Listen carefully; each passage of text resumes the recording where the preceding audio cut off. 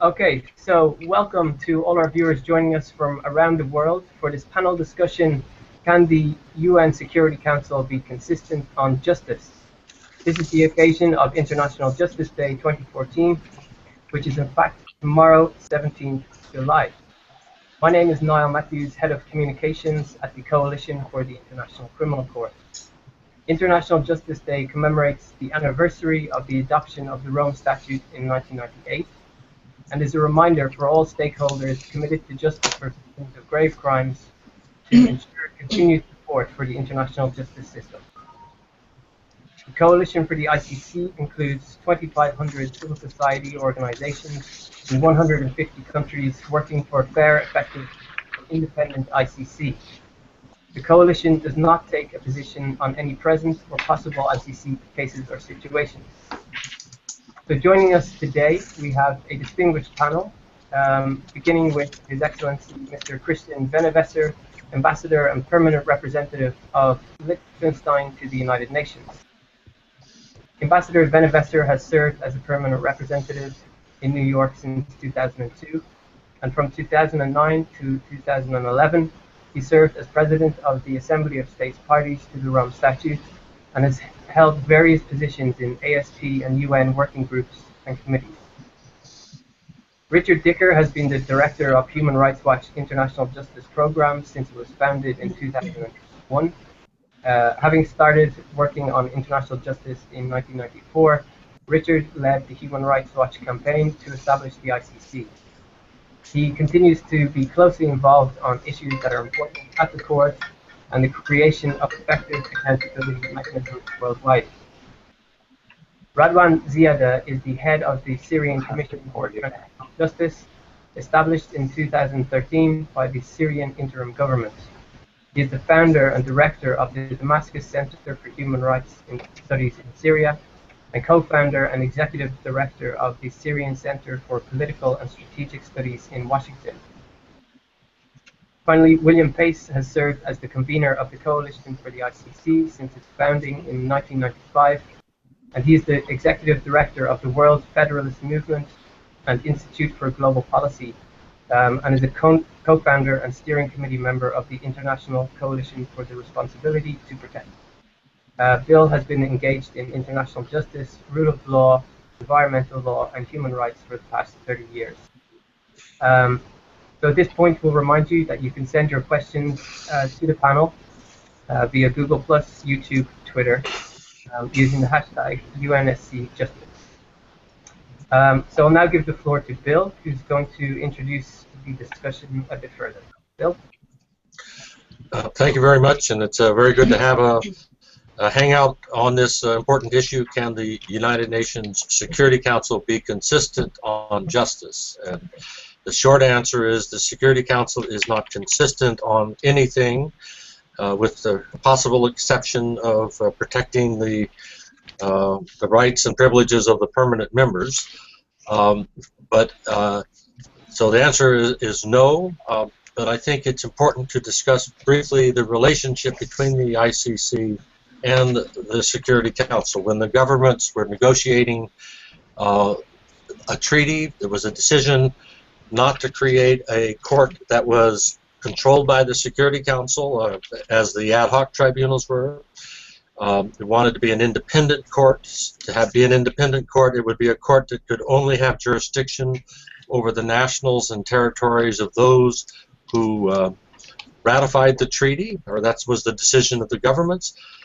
They nevertheless recognized the enormous power that the UN Charter has conferred upon the Security Council to be the organization primarily, not exclusively, but primarily responsible for the maintenance of international peace and security, and the Chapter 7 powers that the Security Council has to do peace enforcement is the most powerful provision in the international legal order, in many people's opinion.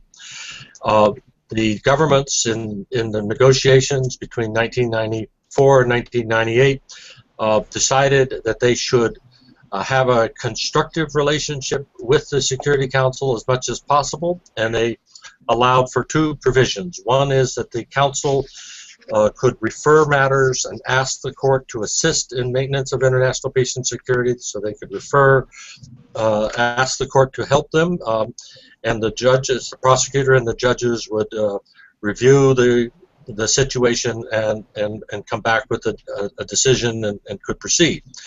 And in addition, the governments in the Rome Statute gave the Security Council the power to defer an investigation or prosecution if the Council, under its Chapter 7 powers, decided that that it was important for the court to defer a investigation or prosecution, and this can be done for 1 year at a time, and each year the Council would have to renew a deferral.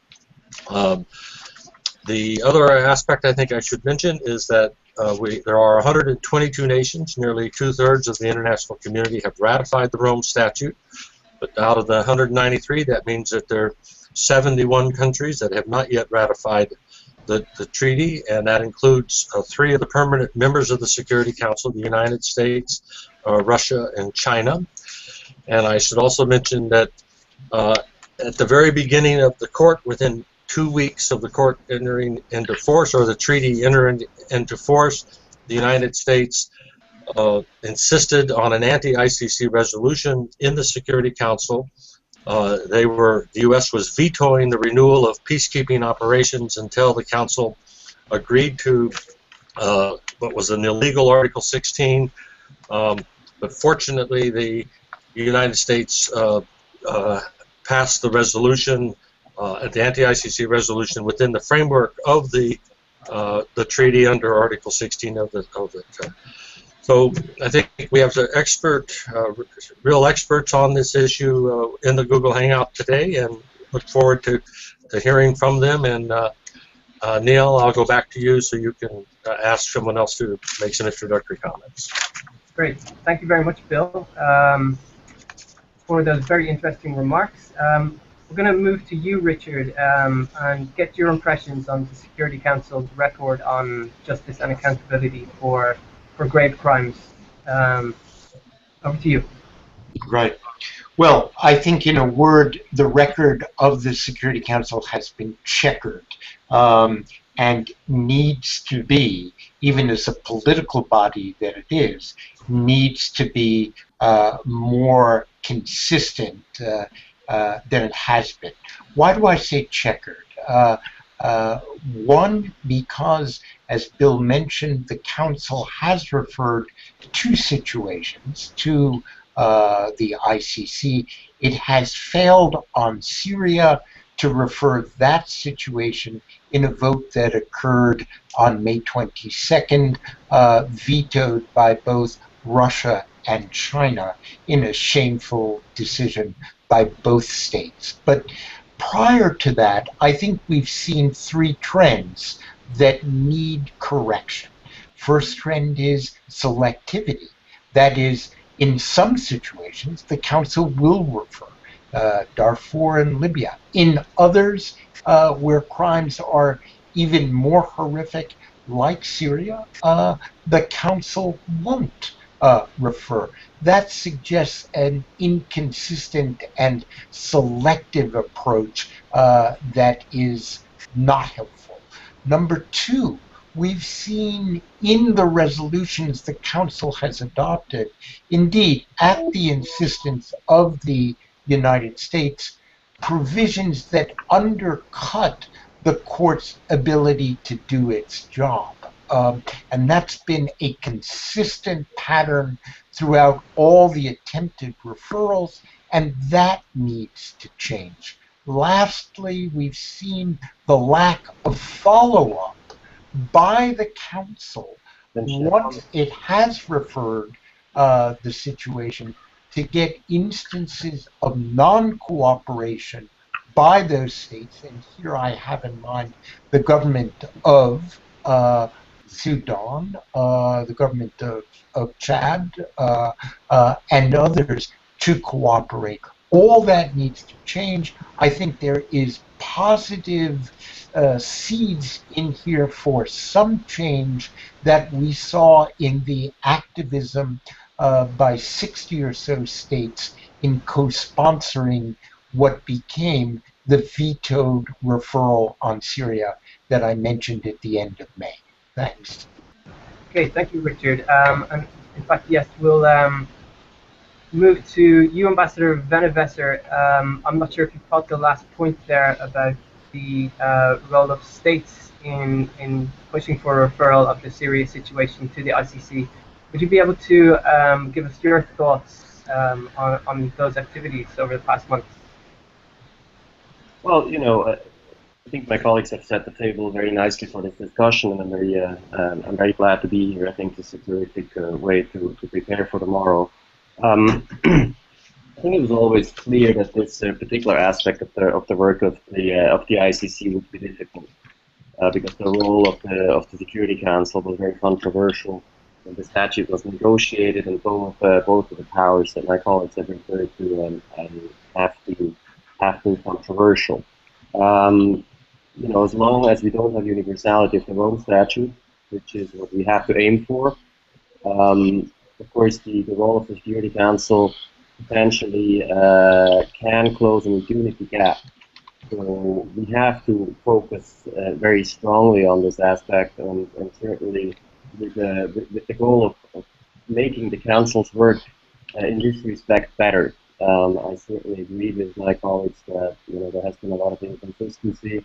Also, in the two cases where the Council has made a decision to refer, I hope this discussion will also dispel notions of misunderstandings, really what the competence of the court is and what the competence of the Security Council is. So it's not, it's not unwillingness on part of the court to prosecute crimes in Syria or in North Korea or in Sri Lanka or in other places, where probably public opinion view it as very important to have an international justice mechanism become effective.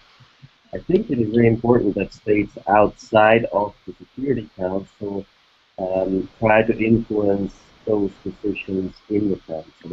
In that respect, I think the failed attempt to refer the situation in Syria to the court was a bit of a step forward, because we did see a lot of states rally behind this initiative, a lot of states putting their names to that resolution, and I think that is a positive. But I do believe we, as states outside of the Council, have to be far more active in encouraging, prompting the Council to become active in situations where clearly atrocious crimes are being committed and there is zero accountability. I hope we'll have a bit of a longer conversation on Syria later on. It's great to see Radwan here. He definitely had a lot to say on this. I have mentioned a couple of other situations where we also really have to think about this, and perhaps in particular in the case of North Korea, where a commission of inquiry has made a very, very clear and unequivocal finding that sending this to the ICC is the only right way to go. Politically, very much a huge, steep challenge for us, but something that we have to face together. Great, thank you for those thoughts. And you mentioned Radwan there, who we're going to turn to now. Radwan, what has been the reaction in Syria to the failure of the attempted ICC referral? Do people have any faith left in the international community to provide justice? Let me start by thanking you and the coalition for such invitation and the Justice Day. What's important to mention here that the failure of the Security Council in Syria is not on the justice field itself, as Richard mentioned, but also as the whole. It's the tragedy Syria lived now. It's on the humanitarian issues, on the political issue, and also on the security issue. It's a failure of the United Nations and a failure of the Security Council. And then above all of that, the question of justice. Because what the international community did after what's happened in Bosnia and in Rwanda, we thought that we build a much better international system not to allow the war crimes and crimes against humanity to happen before accountability. This is why we today actually we celebrate the Rome Statute. It's the sign of the establishment of the International Criminal Court as an international system to eliminate or at least to hold accountable who committed war crimes, genocide, or crimes against humanity. What Syria is doing now is telling us a different story, that the crimes is continue day by day, as the COI Commission of Inquiry of the UN mentioned in the last report, that every day we do have war crimes, crimes against humanity, and the international community feel that his hand is tied because cannot refer the situation to the ICC because the division among the Security Council. I think that this is not only shameful on the Security Council, but also on the international community not finding other ways to prevent to prevent these crimes from happening, and also to stop the ongoing crimes which are ongoing every day in Syria. And this is why I think it's, as you mentioned in your question, the first reactions by the Syrian people, that the people lost faith with the international system that can bring justice to them. It's been 4 years, and the number of the victims now in Syria, which now it's exceed 180,000, is much larger number of any other war crimes and crimes against humanity happened before since Rwanda. And I think that this is send a strong message to not only to the Syrians but also the international community. Do will allow this to continue? Do will allow this to happen, and with no actions regarding justice and accountability? This is, I think, this is a chance for us today to think about options, how can end the impunity in Syria, and that's by ending the impunity will end the circle of violence which has been in Syria since 2011. Great, yes, thank you, Radwan, for those comments. I'm going to move back to you, Bill, to pick up on some points that have been mentioned relating to provisions in the failed Syria referral and indeed the other referrals to the ICC in the case of Darfur and Libya. So provisions that curtailed the prosecutor's independence, which have been criticized by many NGOs and governments, including many from Latin America, in fact, with the Syria resolution. Can you tell a bit about why there was such opposition to these provisions? Well, let's review a couple of the issues. The United States is insisted that there would be no jurisdiction for non-state parties who are part of a Chapter 7 implementation of a Chapter 7 resolution. The U.S. I think insisted on a provision in the resolution that would exempt the ICC from being able to deal with the issue of occupied territories in Syria. There was a provision that dealt with restricting the funding, so that even though these investigations and prosecutions are relatively very expensive,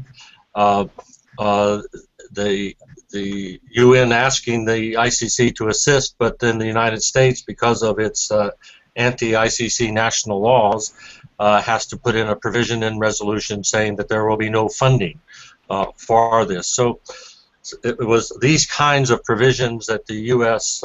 Has insisted be in these resolutions, and of course, if some of the provisions, I think, if they ever came before the ICC judges, would be disallowed by the judges as not consistent with the Rome Statute. And at some point, I think the United States and Russia, China, and others need to be aware that they are on a path towards some kind of judicial review of Chapter 7 resolutions, which, of course, my organization thinks would be very good, but I'm not sure that the permanent members want to go down that route. I think a second issue I wanted to raise is something that Ambassador Winoweser has been one of the primary leaders in the international community in the last 7 years on, and that is efforts to get the General Assembly, the 193 members, to restrict the use of the veto, to have the General Assembly request that the Security Council refrain from using the veto for war crimes, crimes against humanity, and genocide. And the General Assembly has taken a step in that direction in 2005 when it approved the responsibility of states to prevent these crimes and the responsibility to protect provisions of the summit outcome document in 2005. And so that effort, civil society, I think, will support the governments at the UN, in the General Assembly, and hopefully within the Council to try and secure this from. This addresses the selectivity issue that Human Rights Watch Richard Dicker raised. Another issue is if the Council is going to ask the court to assist and then will not follow up and support the court in its efforts to get cooperation from the member state that the Security Council has referred a situation about, and also to insist that all member states of the UN cooperate with the court in proceeding toward arrest and prosecutions and addressing the rights of the victims, etc. That is an area that I think we need to work with going forward also. Great, thank you, Bill. And maybe, Ambassador, we could get your thoughts on how governments are trying to reform the working methods of the Security Council. Well, you know, as Bill has said, we are trying to lead the effort that was put forward by France to reach an agreement on a code of conduct that would commit permanent members who sign on to that code of conduct to not use the veto in certain.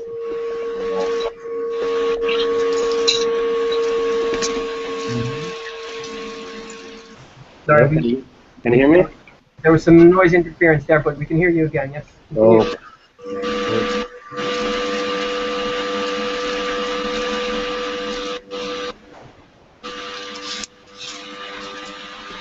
Yeah, that noise interference is still continuing, so maybe if you could just check that all your mobile phones that are turned off.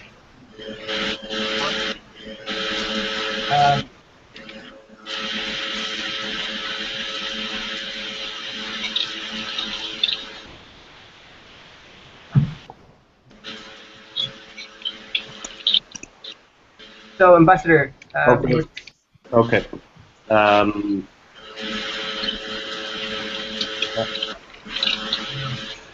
mean, I don't mind speaking if you can hear me, of course.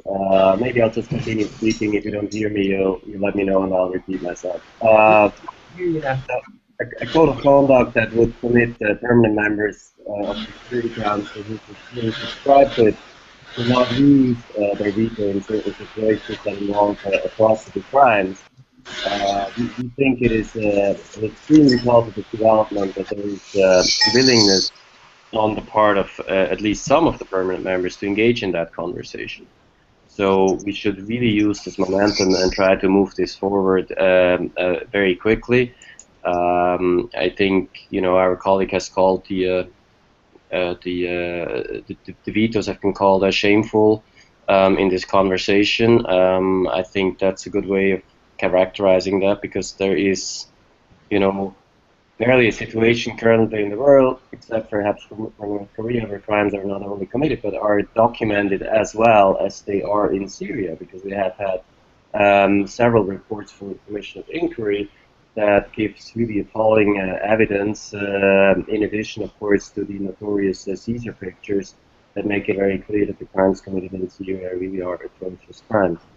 I do believe that this is a very important initiative. We do hope that it can come to fruition. It will need a lot of pressure from from the outside, really from people, from civil society, to make it clear that this is an expectation that people have vis-a-vis the Security Council, that this type of decision can no longer be blocked by somebody who happens to have the veto on the council. Great. Thank you very much for those comments, Ambassador. Let's move to the referral of or the referrals of Darfur and Libya to the ICC. Maybe Bill, would you be able to give us a few comments on that?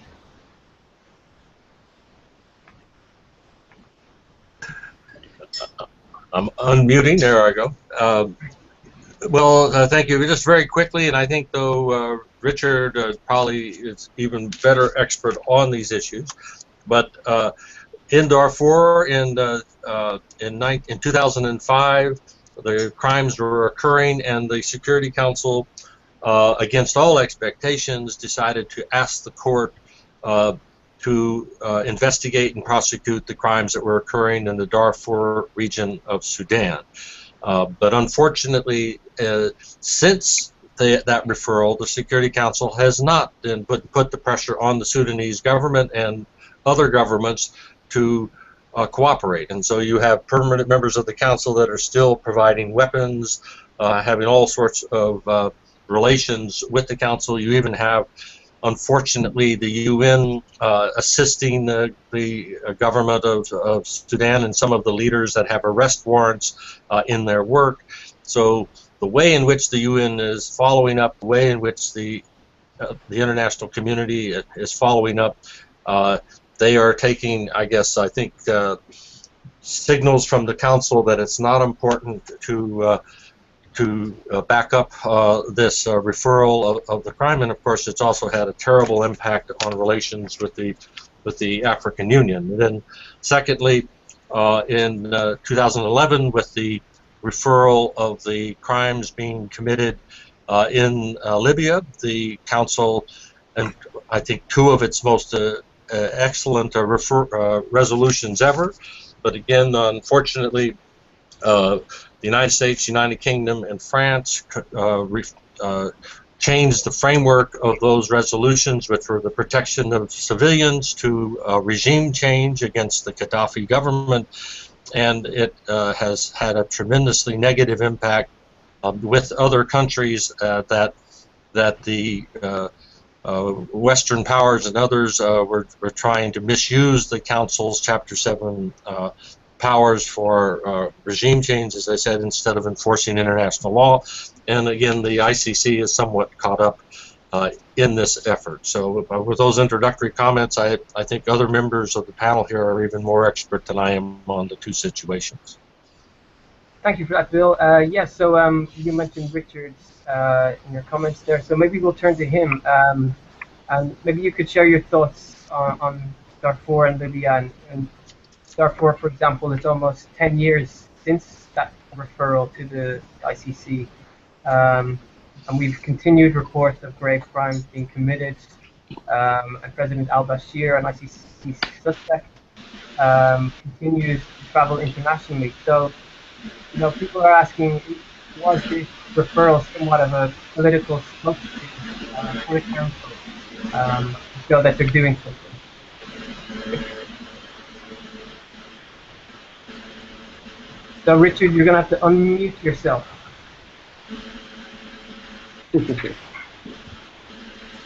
At the top of your screen.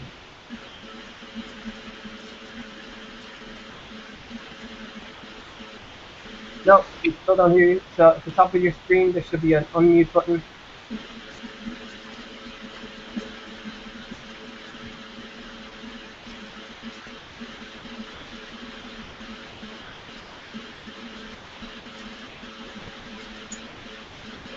And I think Radwan needs to mute himself. Yeah. So Radwan, if you could mute yourself, and Richard, if you could unmute. I'll get yeah, it'll take me a minute. Perfect. Yeah, but please pass it on to someone else, and I will unmute myself. You're unmuted. Now you're unmuted. Oh, okay. Okay, great. So fire away. We're asking you about the ongoing or not cooperation with the referrals in Darfur and Libya. Yeah, well, let's say it's kind of like a one-night date arrangement between the council and the court. The council in both Darfur and Libya, as we know, referred the situation, and the next morning, seemingly the council doesn't even recognize the court in terms of the resolution the council passed. And I say that based on the stark failure of the council to insist in the case of Darfur on the cooperation that a Chapter 7, that is a resolution under that section of the UN Charter, requires obligatory cooperation from the state involved, in this instance Sudan, in the Libya instance Libya. The council has gone silent on the obligations that arise when it comes time to enforce them. That reflects poorly on the court for sure, but the fact is it reflects even more poorly on the council. You mentioned this as a stunt. Was the referral of Darfur just a stunt? I couldn't analyze the motives of those council members voting for referral and those trying to block action to see that there is cooperation by the government of Sudan. But I do remember that when the Yugoslav Tribunal was first created 21 years ago, there was much reference to that tribunal as being something of a stunt on the part of the council that had failed to take any other action to protect civilians at risk in Bosnia. My lesson here, what I draw from this, is that often we see acts that begin as judicial stunts, or as they say in American football, Hail Mary passes, turn out to be meaningful in terms of providing redress for victims on the ground. Last point in all this is that the Security Council checkered practice casts the aura of double standards over a court that is not responsible for the on-again, off-again seeming commitment to justice that we've seen from some permanent members. I hope that's responsive. Yes, indeed, yes. I'd actually like to turn to you, Ambassador Benevesser, to get your thoughts on what steps the international community can take to ensure greater cooperation with the court and its orders.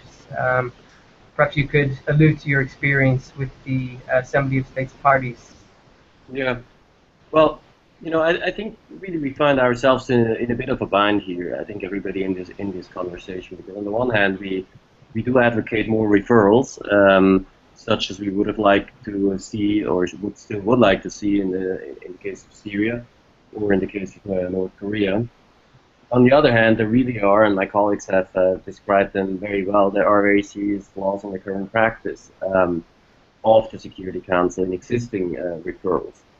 So at some point, in a way, we have to decide what to prioritize, probably, and unfortunately, because getting more referrals and improving the practice at the same time is a very, very difficult thing to do. And I think states parties are leaving aside very, very egregious situations such as Syria, are probably increasingly wary of sending things to the ICC via the Security Council, because in fact the court has suffered quite a bit from the inadequacy of the referrals and of the follow-up.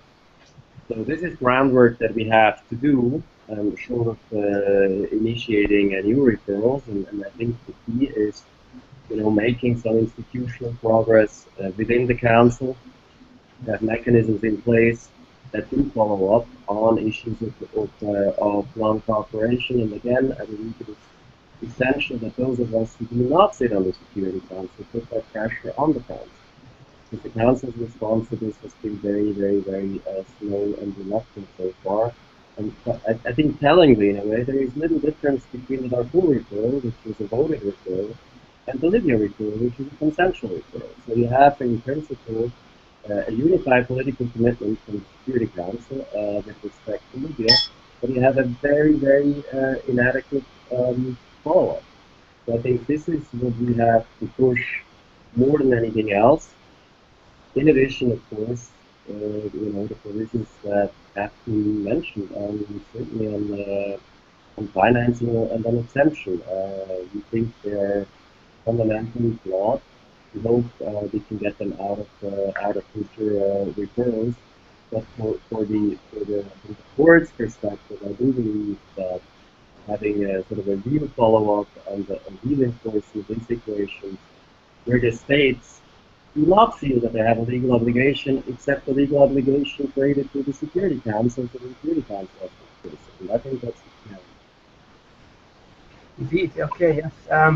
So let's turn to you, Radwan. It's been suggested that an ad hoc tribunal would be better placed to provide accountability for Syrians than attempts to refer the situation through the Security Council to the ICC. What do you make of these suggestions? And you need to unmute yourself. Yeah. Great. Yeah, actually, our approach is, we call it as complementarity process. I mean, we still advocate to go to the ICC to trial those who committed war crimes and crimes against humanity in Syria. But as we know from the previous experiences of the ICC can only trial 5, 6, or 7 at the maximum. This is what they call it the big fish. This is why we still need actually the ad hoc court, or we call it as special Syrian hybrid court. As Bosnian, they have the special chamber for crimes against humanity, war crime, and genocide. This is why it's even I see or things prove that the Security Council will not be able, even in the future, to refer the case of Syria to the ICC. Then the Syrians has to look for other options through having a special hybrid court as an agreement between the government and the United Nations, like what's happened in the case of the Court of Cambodia. It's been as a process between the Cambodian government and the General Assembly, not with the Security Council, as all other special courts before. This is one of the options, of course. And also, still we need a court, because the level of the mass atrocities happening in Syria, it need to have more investigations, and it's need to have to assure justice as a tool and as a way to prevent any kind of revenge can happen in the future.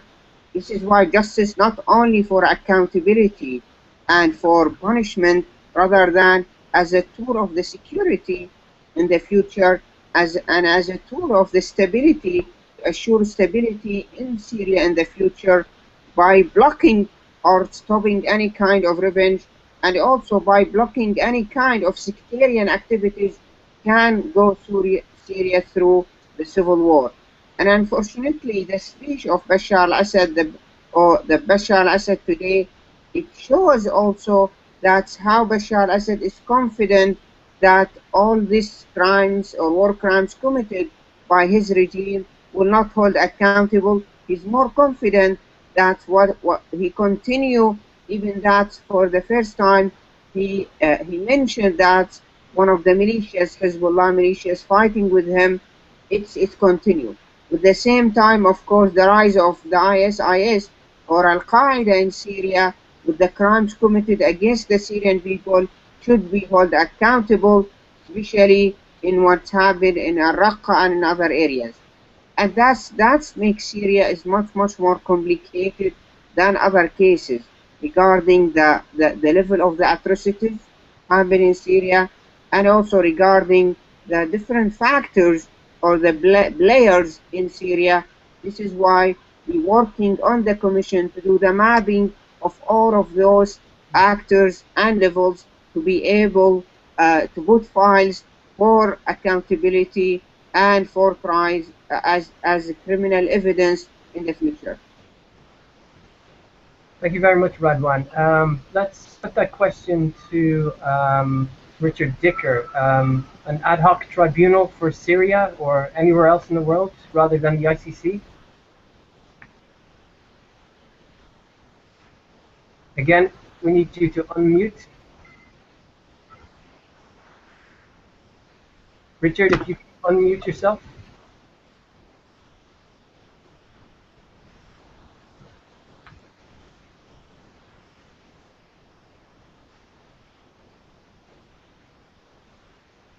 Wrong button. Yeah, if you can enable your video and yeah. And you need to unmute now. Richard, you still need to unmute. At the very top.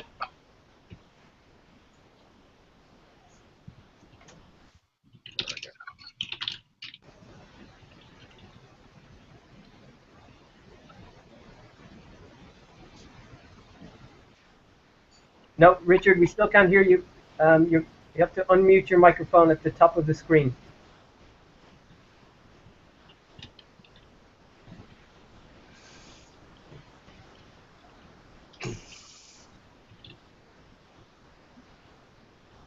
Okay. No, we still don't have you. Maybe Ambassador Venevester, we'll put that question to you. What are your thoughts on the use of ad hoc tribunals at this point in time? Well, look, I mean, in principle, of course, we think that the ICC is the court for the future, and that in pretty much every situation, it needs to be complemented by national proceedings. You know, Radwan has pointed out quite rightly the limited capacities that the ICC has and always will have, as far as being able to put persons on trial. So national proceedings always will have to complement what the ICC can possibly do. With respect to an ad hoc tribunal in Syria, I think the obstacles, legal and political, are very significant. I have yet to see a model of an ad hoc tribunal that is convincing to me, quite frankly. Because, you know, the tribunals of this nature that we have seen in the past have been based on the consent of the government in question, which clearly here is not the case, or then on a Chapter 7 resolution from the Security Council, which of course is pretty much the equivalent politically of a referral by the Security Council. So I find it very difficult to come to a sort of a model that would be viable here. While I think, you know, we have to be very creative and open-minded and keep thinking about it. But just to say, I have yet, from my perspective, to see a model that I believe would be A, viable, and B, indeed an effective justice mechanism. Okay, thank you. And I see we now have Richard back on the line. So, Richard, maybe you could give us your thoughts on these suggestions that ad hoc tribunals might be better placed than referrals through the Security Council to the ICC for situations such as Syria. Yeah. Well, let's back up for a moment, okay? In this sense, the scale of horrific crimes in Syria as has been indicated, is just staggering.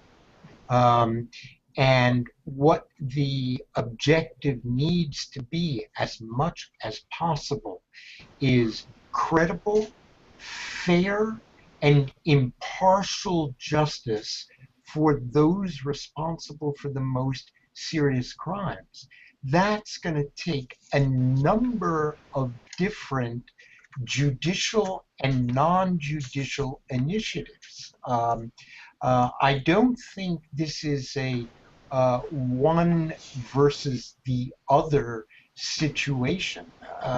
We're going to need all of the accountability mechanisms, judicial and non-judicial. By those I mean truth-telling and reparations and vetting of security forces, plus economic reconstruction to make Syria whole after these years of conflict. From that perspective of the objective, we think, first and foremost, there needs to be a referral by the Council to the ICC, because it is the institution created to address these kinds of situations. In addition to that, there will need to be real efforts at the local level, whether it's in Aleppo or Damascus or Homs, to create meaningful courts there. That will be a long time process. There may be a need for a bridging mechanism between the two, but this is really the whole toolbox kind of situation. That said, I don't see, as Ambassador Venevasser has suggested, not in opposition in principle, but I don't see anything emanating in terms of an ad hoc tribunal that would meet the criteria at this point of credible, fair, and impartial justice. If such initiatives emerged, I think they would have to be evaluated from the perspective of those criteria. And again, not as an opposition to the ICC, but indeed perhaps in some kind of complementary fashion. Okay, thank you, Richard. Let's move back to you, Bill. So you said at the outset of the discussion that you didn't think the Security Council can be consistent, but as has been mentioned, there are efforts underway to make it more accountable and so on. So maybe you'd like to tell us a bit more about those efforts. Should permanent members refrain from using the veto when dealing with mass atrocities? How would this occur in practice? Well, thank you. I think the effort to refrain the veto, and both by the French government and through the General Assembly, are very important. And I think for the over the next several years, we will see a host of efforts being made within the international community. I think also strengthening the ability of regional international organizations, the African Union, the ECOWAS's, East Africans, the post-Mugabe SADC. I think there's a whole range of efforts that can be made that will improve the ability of the Council to maintain peace and security, improvements on peacekeeping, peace enforcement, humanitarian.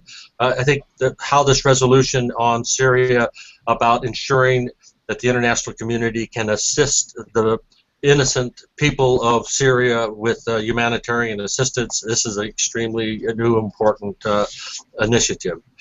As we look at the 20th anniversary now of this age of international justice, since the first time that it began with the military tribunals, the Nuremberg tribunals, at the end of the 40s, I think we are very far along the path of confirming that there will be no peace without justice, that justice is and accountability is fundamental to any long-term peace settlement or any ability to have a reconciliation between warring parties or between those who have committed terrible crimes against humanity, against innocent civilians, etc.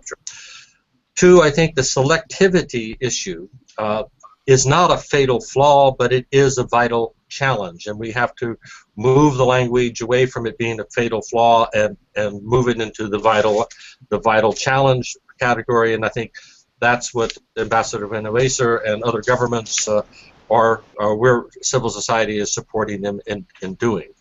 And as I said, I think they concentrate not only on the weaknesses but on the improvements. The impact that the Human Rights Council has had on, and the High Commissioner for Human Rights has had on accountability issues and commissions of inquiries, etc., I think are very important.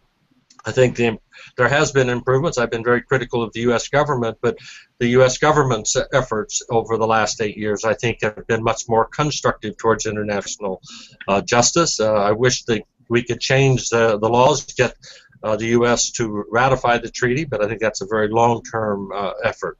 And I think the improvements that the court itself has been making in its prosecutions and judiciary are very, very important to continue to push forward on. And I think the more trust that the international community has in the court, perhaps that will strengthen the ability to get more consistency by the international community in insisting that the council improve how it's relating to the court. I very much wanted to compliment that, as Ambassador Van Weser said, that the difficulty that doing more referrals without improving the practices of the council is going to have, and I think the coalition and governments really do need to focus on this in an important way. And then lastly, I very much appreciated Radwan's saying that ad hoc is not the approach they've been doing, more complementarity, and I think Richard and Human Rights Watch also supported that. And I should mention that there have been many investigations in this last 20 years, especially I'd say in the last 16 years or so, at the national level, what we call complementarity in the Rome Statute system, but national investigations and prosecutions of some of the those wanted by the Rwandan tribunals or the Yugoslav tribunals or other crimes that have been committed in the past. 60, 70 trials and investigations that have been going on around the world. So the relationship of the national investigations and prosecutions, I think, has been very, very important also. And all of these things, I think, will have a synergetic impact on trying to get more consistency in the Security Council. Thank you very much, Bill. So we're going to move to final remarks from the rest of the panel. Maybe Ambassador Van Weser, we could get yours. I'm sorry. Can you say it again? Just final remarks. Final remarks, yes. Yeah. Well, you know, I think the most important thing really is that we continue focusing our political energy on this aspect. I think if we look back at where we are today, 15 years from now, 20 years from now, we will see that this is just a very first phase in the history of the relationship between the Security Council and the ICC. I think we are off to a mixed start. We're off to a somewhat almost arbitrary start. I think there is no policy in the Security Council vis-a-vis the ICC.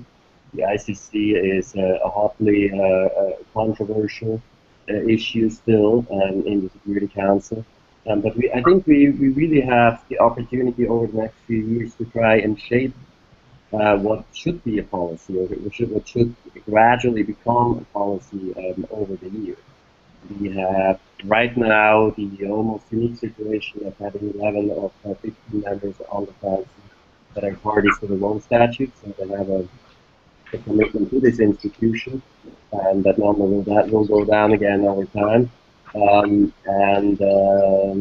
know, I want to make the point again that I've made before: outside pressure and outside involvement and outside ideas will be really key in shaping the future of the relationship between these two bodies. If it you know, if it expires over time, if it becomes unnecessary over time, I think I personally would be very happy, and I think my colleagues in this conversation would probably also be grateful to see that. But this is not a situation that you know, that will arise within the next decade. So we have to get it right, and we have to try to shape it in a more constructive way. Indeed. Yes. Thank you very much for those comments. We'll move to you, Radwan, for your final thoughts. And you'll need to unmute yourself.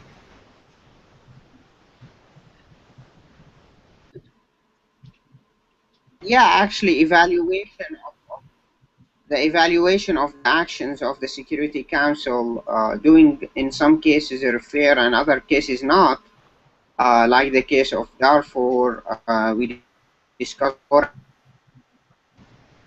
and actually about selectivity process.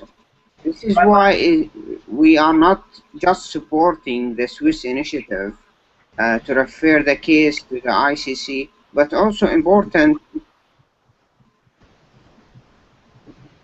Yes. Sorry, yeah, the connection is. Hello. Can you hear me? We can hear you now. So yeah, continue.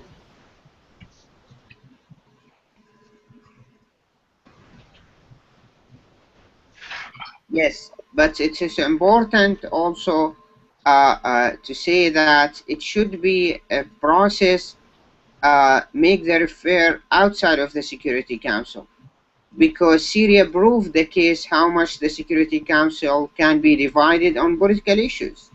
With the same time, it should be a process to assure that the countries who are not state members or not signatory of the Rome Statute, in a way the ICC can open investigations if the crimes on the level of war crimes and crimes against humanity, because there is no any benefits of the ICC in the world if the crimes continue and the prosecutor can do nothing about these crimes unless they're doing more investigation and more research.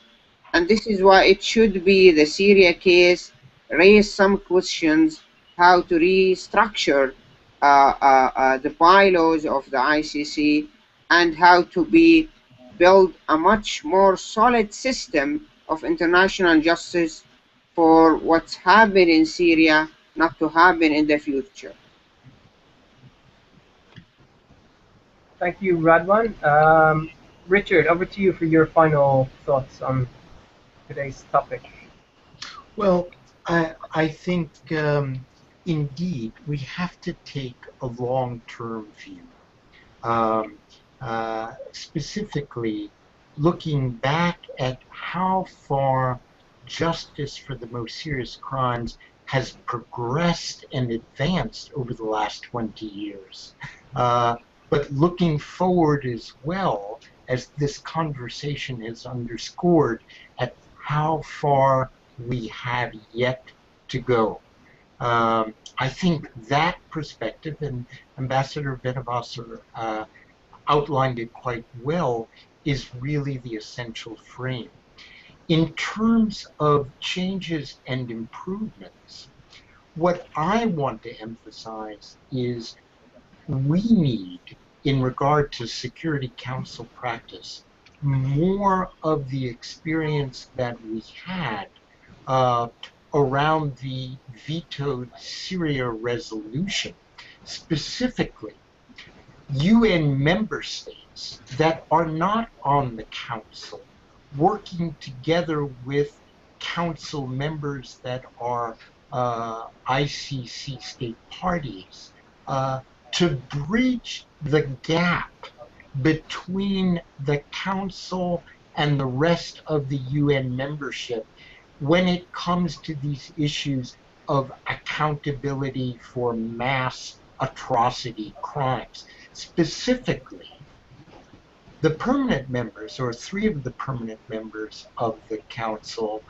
have shown that this is such an important matter that it can't be left within their purview exclusively. There needs to be activism and investment and ownership by UN member states when it comes to these issues, whether that's in co-sponsoring resolutions before the Council for referral, having open debates at the Council, as has happened once on the relationship between the Court and the Security Council.